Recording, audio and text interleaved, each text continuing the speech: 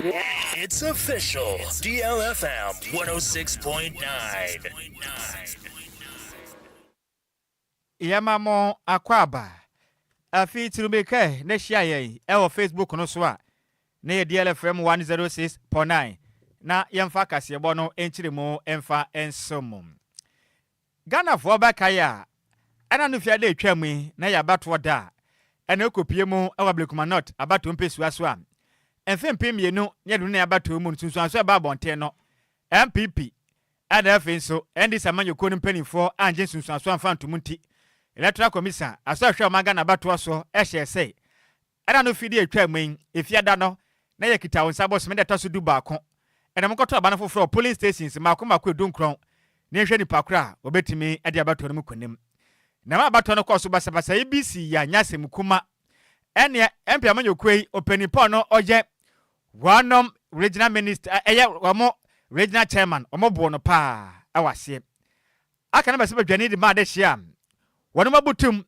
awa wotu senya east ya mame Mavis hawa kumisin omo bo no papa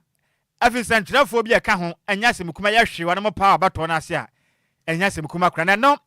ena openipo no ekasa de ma MP amanyokuo no efa wonu mo mra ho anda afi so ka mo mkasa de ma NDC amanyokuo no mekire member edema NDC Legal and Communication Team aya Victor Kwadwo Adawuda edison atodwa echirim sem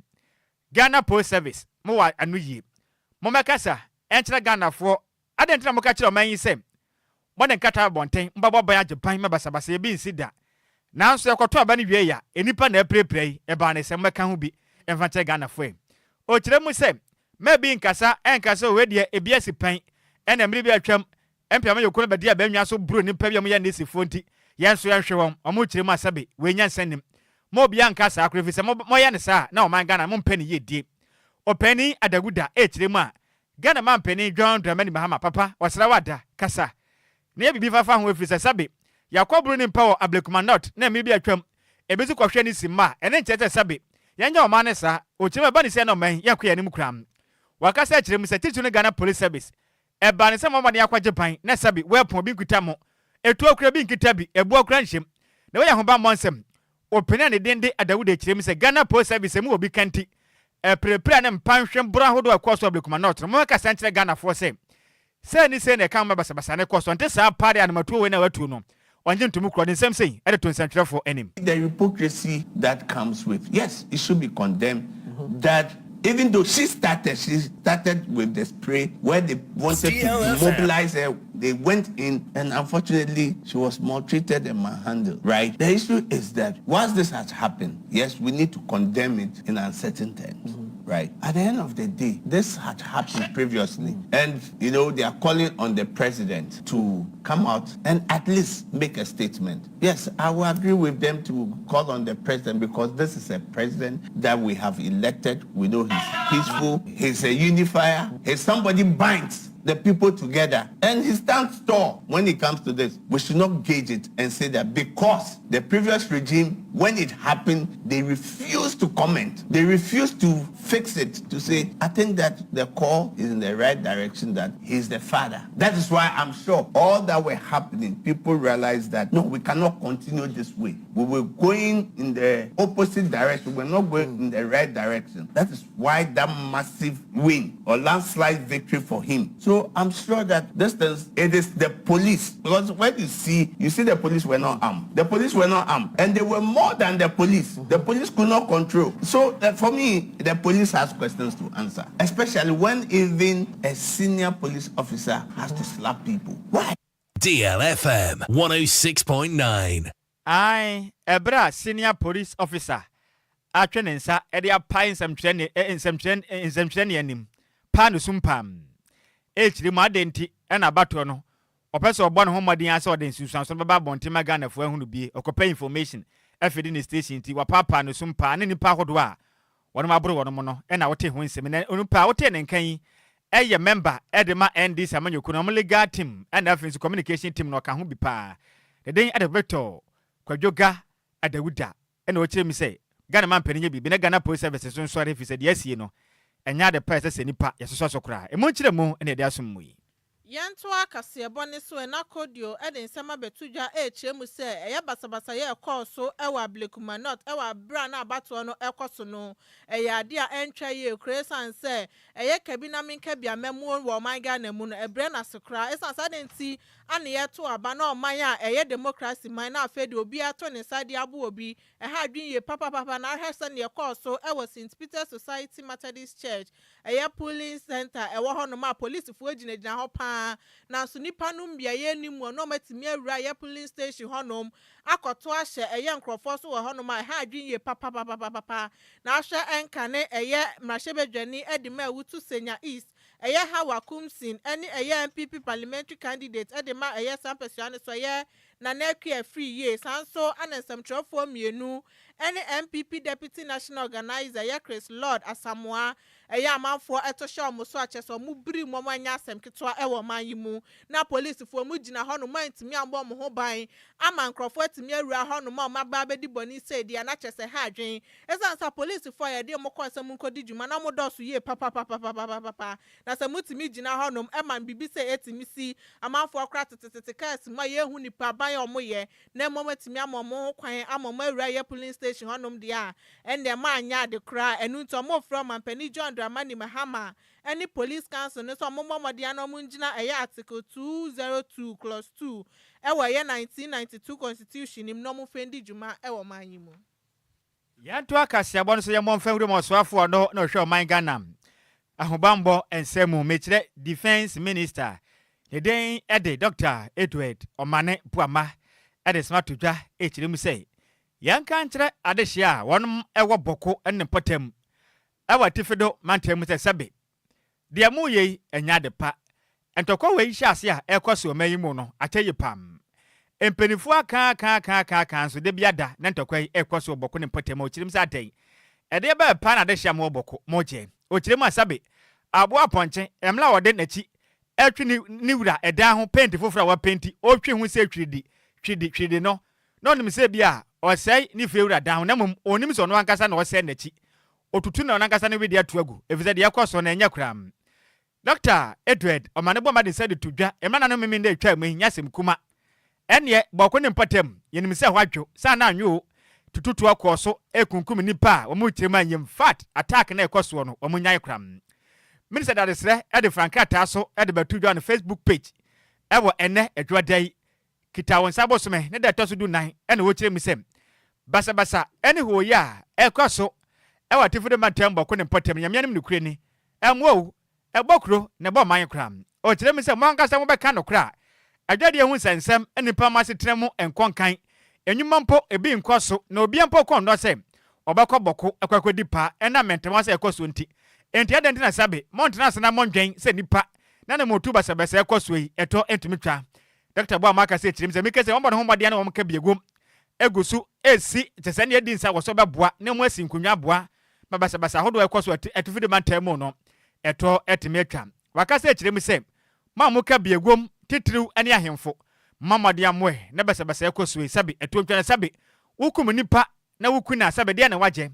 wobomade atwa takrama ede tujam na wowia de na wawe o kirem se ne manim yata o sada sa adwebro emra boko sabe beboa na ko ba mbonsem ene mpuntu akoso atifide mantema wei ene nkra hodo a defense minister Dr. Edward Omane Boamade ababonten a ene yade mo nchemo ede esomo yanto akase bone so na Ministry of Energy and Green Transition eden sama betudwa HM say ye eni eno eye oil company bi a timebua pa ama ahwe say ye gas supply e bekoso e wo manga na mu no etimi akosuye ama ye ahotoso etimi aba ye energy sector wo man mu no mu chema asese ni de yade omobua eye etimi afre ye 245 million standard a cubic feet per day e de akọ 270 achesa manga na eba ye energy sector na etimi akoso ye papa ahotosoa etimi abema niema woso mutimi edidi djuma no ebetimi achewom no chema ma ya de ye person so mo hwa sane niema akono matimi abo mo manga na ye sikasem no etimi akoso ye papa into amoda o masesa so na ye omom kebie wo mo boa ye e wo power sector nim no ama bibia timi akoso ye nto mo de aseda kese e de ma wom san so no mo de aseda kese e ma eyetimemfo nso matimi anya abotre etimi ahwe so manga na bibia betimi akoso ye no maboa ama eye energy sector no bibia akoso ye no mu kirema ade abebo san so manga na de da oban na akoma so mo bebo na eba energy sector na ahoden etimi abem na we na Richmond Roxin sign a statement no chemu say ade bibia betimi akoso ye san say ya ban na ahofama so mo be hwe na eba power supplier o manga na obia etimi enye bi yantu akase ebo no so denko PM ewe PM 10 na make say de MTN adwumakuo no omobrofo ede pa mobile telephone network etwanitia eka ne say MTN Ghana apa ni omakoma na ebeboa pa na o manga na yatena ye yetimi akura so ye ni aboa sebe ya ya na nkase yatena ye no yentumi ensene mabekọ nkan etimi edema titiru efa ewiemu ensa kira ye ehum na madi dwumade bia no ya yade afi bia na ekoso a wonum ediom no maka biegum wa pie mantem kufede made atena se edi nkomo ahwe kwan no befa so ne aboa na MT adwumakuo no kwan da mfa so boa Ghana manwuma ekon kan no o matumi aboa mo men yakwanim ewo mpuntu emum na madwumade ne kwaso na mu kire mu sem wo hwe MT adwumakuo na o mu hyem de mudi na afi bia no mane o maka biegum eba made a ehyem akufodua na afi we de ne kwaso e yaba de atwa mai na yekita wonsa bosoma da so adu mfimpim mienu na aduanu mu na adwumade ekos na senior manager in charge of corporate communication edema MT adwumakuo no eye Georgina Asare eye fiabenu kasemu ene o kire mu sem wonu mu gusua eboa pa mampuntu atumi apa ede ama ya tena ye fisem wokọ mmea hodo o manga na mu a ewiem nsa kire ye yemfa anya hwe kram teze obi agbaye mfitan de ku na ewiem nsa kire ye no de yepe ene yeje ye ma meka se na o chirim sem tiam adwumakuo no gusua mbo nhyeche pa aboa na ni mahodo bi a ekote ate ye no o matumi asa kire ne makọ kan de ma o men o kire mu a nipa pi na anyi ni ma bi ndi titiru afa yen tese wiem nsa kire ye no ho edikan ebi eja hyehye kwan hodo a ye fa so etufu magudi asa ya tena ye bebre na wo kase ye se ya o mo nyi ni ye se ye nso obi sika akwakope keke na wa se o manga na mmea hodo nso asabe ukọ nso manya nso papempo no wasa akwakonom ne kasa na o chem se ye kase de eyade MT adwumakuo no koso eba adwumaden aboa ne ma hodo ma fa so mbebo na ya tena ye ne matumi akonkan etimi etiama ye ne kasa na o chem se edu ba bi mpo a wisi ahodo a ebo maden akọ wiem no emission ha adwen ye pam tom ne hye bi agwa ma maden abadwumaden aboa me police ahodo mo de agwa kan beboa ho manga na ya tena ye no etimi akwakomakoso abadwumaden ahwe se ya tena ye ne mtia badwumakuo no ense ya tena ye ne sem sei edeto ye nsem hwe ne ya oton kade fe epia mantem ne de kontie kofi aboanim nkomotwetwe no ekose America ne se wo hwe mi ase a niam bebre asesa na ye ka environmental protection enye se nipa ba ko DLFM ye nyina ye responsible for protecting the environment na ye ka se o we ase no ye se climate change e be indeed ba o de wa o sha o be hu se na ye si nsuo floods wa ha o china ye sa asase na ye say illegal mining ye dey say asase nsuo ye corrupting ye polluting na eja hyehye ni ade ni nyina e compromise asase no itino MTN ye sustainability plan ye so ye contribute towards protecting the environment and also sustaining lives and businesses. Yenina sustainable development goals. I said there, so be a very kakra obetimi. Nama yasina ye one resources I want. Yetimi abom buying. Inti ye 4 pillars. Ye doing for planet. Just said then ye 106.9. And ye what doing for people. Then ye boni pamo buying. Doing for growth. Then ebema businesses businesses na ye for other people so and are doing it right bibi a obeye no ese o find so edeye and yes obeka se me peskenty na o share there na ese ya o ye mining na ese ekofo nsuo menoma na say you are not doing it right inti eno na ye 4 pillars of the sustainability plan ai utufu magudie na wo sei ensuo ene ne matwa ye ho na je se efuma gude na gutu no kwati kwan so enya de efa mara kwan so nti enye kuram na ne kura mu ne maame Georgina Asare kasemo ene wo kire mu sei MT adwuma de ade ba kwan ba din ada so ye project 0 ene so mbamoden ahwe sei mbamoden akra na tena ye papa ye planet no mo bo ho ban papa se be ya wisi ahodo na mwiem to hu to ka bi na ekwa masa wisi edi na chinese ne kwisi a edi jagu ne bom o kire ma nya de a eya de pakram enti me kasem ti adwuma kono guso a mu use solar wa papa se be ya generators ahodo mu use no eso ebetimi ate na o ma bo na yatena ye no wanom etimi akwaso fi se we use generators ahodo dodo na ewie mu no masa wisi na ekọ no ha o ma ga na yatena ye pam madam asare eyefia benu kasem na o kire mu sem Wamu gusu ebo adwumaden omo di solar panel no ebo adwumaden eboa na afin so kobese nyamkane ni hwabomade abehya na abo adwumaden se be beboa na atena ye no womatimi RDC eye wisi awdo na mwiem na boma maga na atena ye no yatimi akura so no so kire mu sei e de kire ye nsem kire ni kontehene Kofi Obo Adwoa baako a ye de bo ye beka say ye planet Lumba no ye project bi e friend project zero na che say emissions say machines who use generator ne niam akese a I say utu car fumes ni film no na e pollute environment it ye emissions no ye pese ye burn ase say na be ya ye benya cleaner environment. One of the things I hear is say yes solar project. So say solar you see area. You be reducing your reliance. Say they be to say a train ECG, and now say you be using generators. You the solar and so account. Until your network, for your cell sites, your network you see solar. Can your national grid, any generators. No say you be ebedu baby no solar no kwa ebedo also asing generators you use over MTN house see the solar 106.9 FM is on solar send your beya you be reducing your footprint in the area of carbon emissions no adia ba konso aye you say nsuo your bon nsuo eni awoti ye ono na ye senior manager in charge of corporate communications ewo MTN adwumaku no akache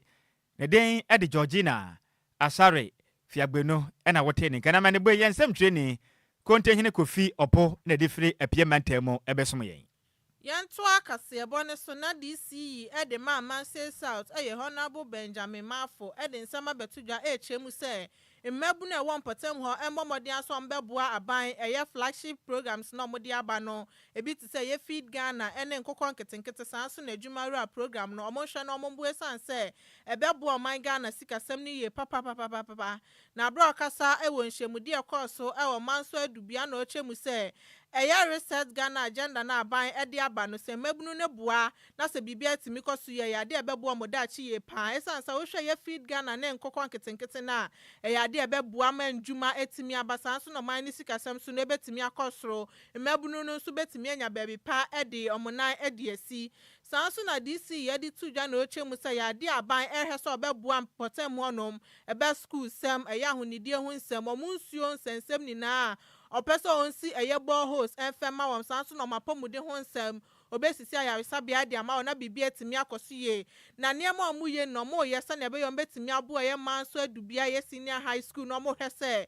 school fo ni ye die ebetimi akoye no watimi asuade ama bibia etimi akoso ye ede ama ye school fo no chiema ye o how bebre na mantem no FM heso obeboa na eba kyerɛkyerɛ ho nsensem ne apomuden ho nsensem a teachers for bangalows omuni na sanso na mabu no omuni adwuma ye ho honom no ombehwe na bibia timi akoso ye ede ama mabu no nto mmomode asa ombehwe na omanga na reset Ghana agenda na aban ye de aba no mabu no betimi aboa na bibia timi akoso ye no dia disdan so to ye lands commission nim so mmomode anom hwe na ye fire service station no musi won potem honum no betimi asi awie sane ebe ye omo so mo nkwa ene ye omo japade enso so no entimi ensa ye odin sam say edi tudwa niema assembly ne challenges ene niema wo say ye ema assembly no entimi e fa na duma pefra eno na me to me manfo ene aban no niema pese wo ye ema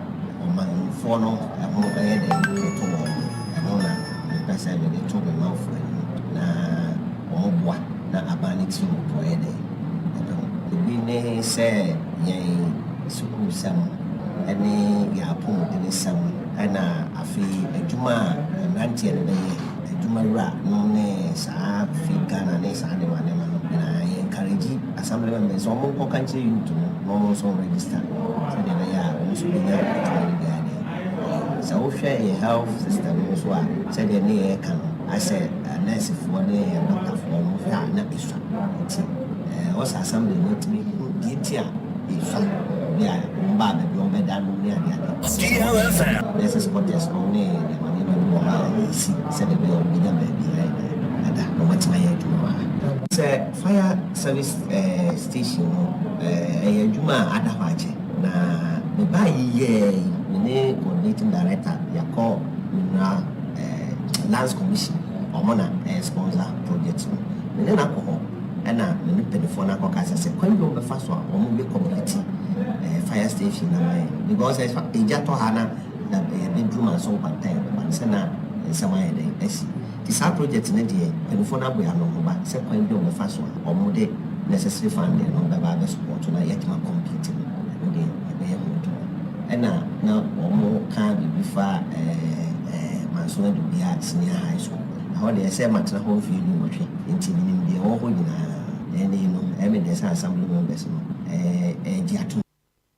ene ya uti ye honorable Benjamin Mafo na ye DC edema Amansie South na manibo ye nsem choni samofo wibuaten ana de besomye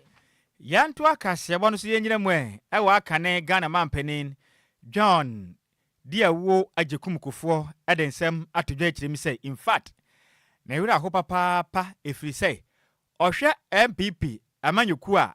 ono ankasa omampanin dada John Agyei Sikapa di animu edidi nkunim ekọ 2 times ewo mayimu nene awie Samuel Kunedo a in fact wote ache no hwebia na na yura ho yipam Ghana mampanin dada kirimi say ene onim nipa ahodo mu de mpiamanyoku na chi ena afi mpenifo mu de mpiamanyoku na nimu no enema omo ye no emmo amanyoku ne kram omampanin dada ka se mo na wochirim se sabe se wayo mampanin dada ne nkyere sabe wabona bra bawie enti ene onye MPP ni biewa mpiamanyoku ne ma monka nkyere ne enkwede a wako ne mpiamanyoku obetena ba enwa so yi na amanyoku nya de omo saka tumi da ebedi Ghana so empoda ono ne nipa obone ho moden edi mpiamanyoku bedi oman Ghana so nene se wakwatena akire se omampanin dada bibia akwaso mpiamanyoku no ne mfa adwen obi anka hwe nkyere na ndo pe na mo ye nene amanyoku atete apansam kram Ghana mampanin dada aka se na okire mu sem envinjia mako aduasa wode asom pa so oman Ghana omampanin dada wase yan kancha Ghana fo sem waye mase badwani pen efitiri empimpim dunkron ne aduasian kron 1969 obamade akosom ye ekoye parliamentarian esen akobbo mode akoba adwumaden ekokoye deputy minister ewo aka na ye prime minister Kofi Abrefa Buzia apenso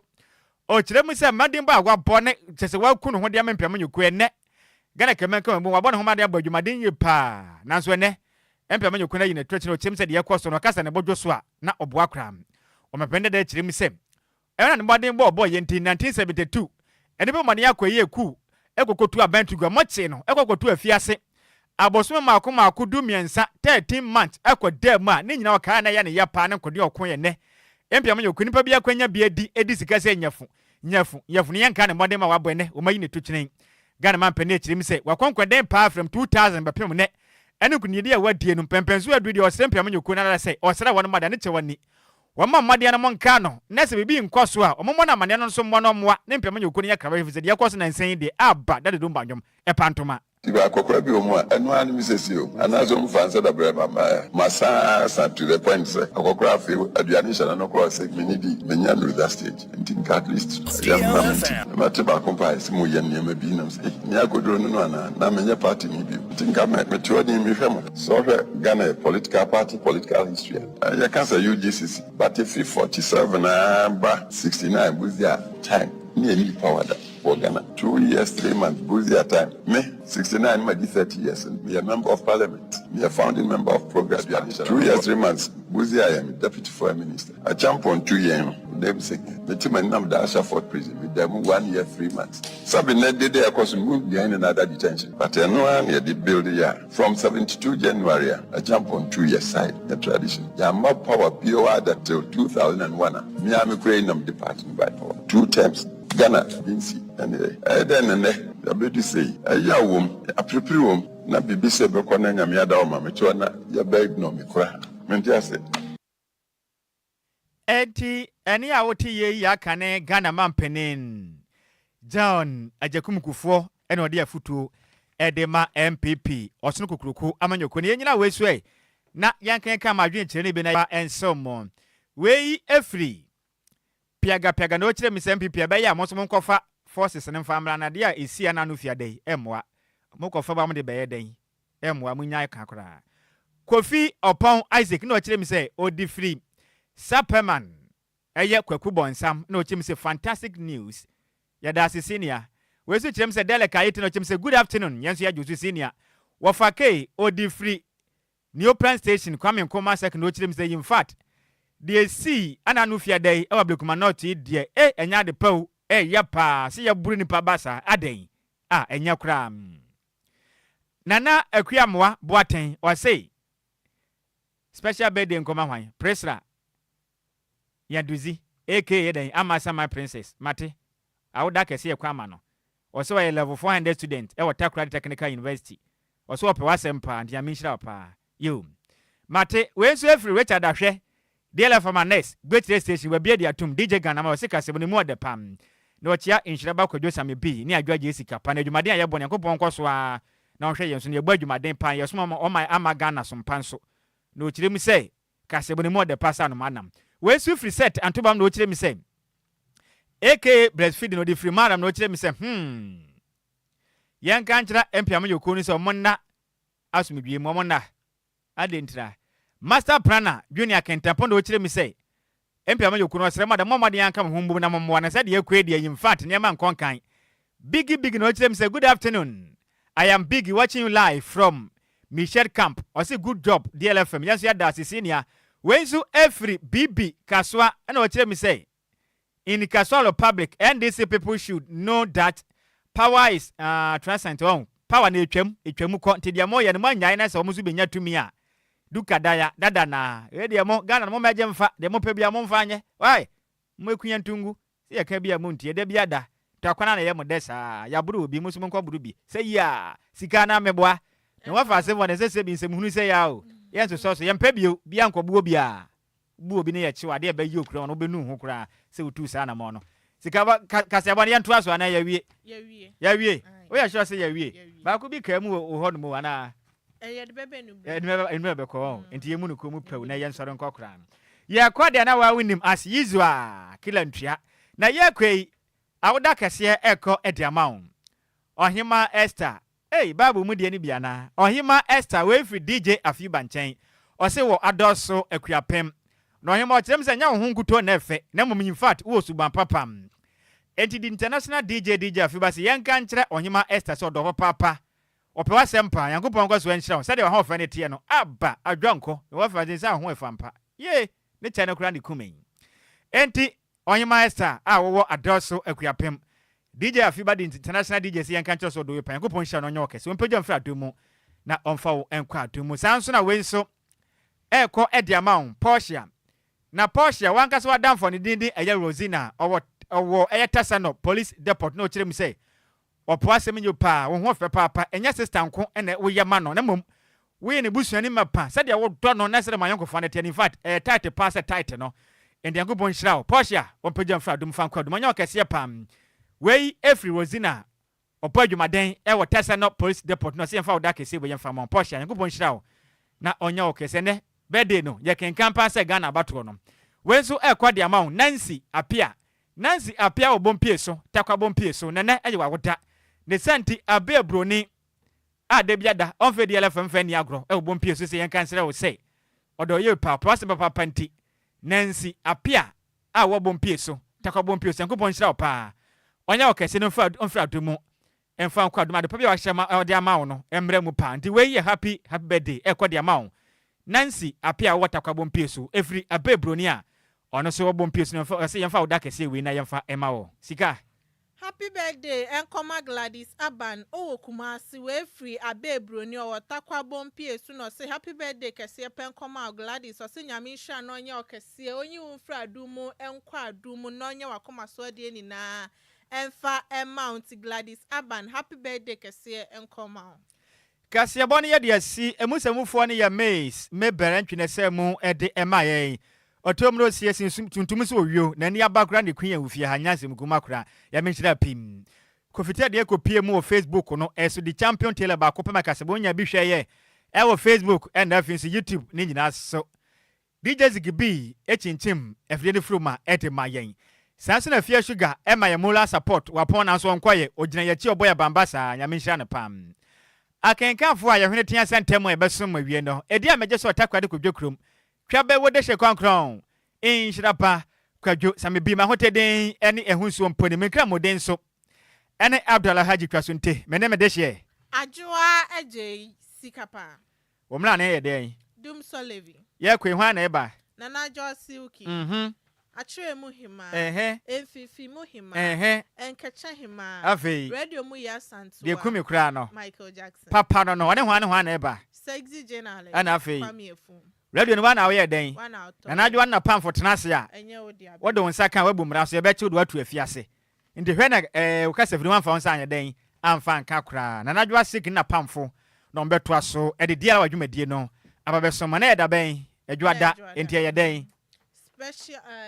DL special that the Lumba special ana meboa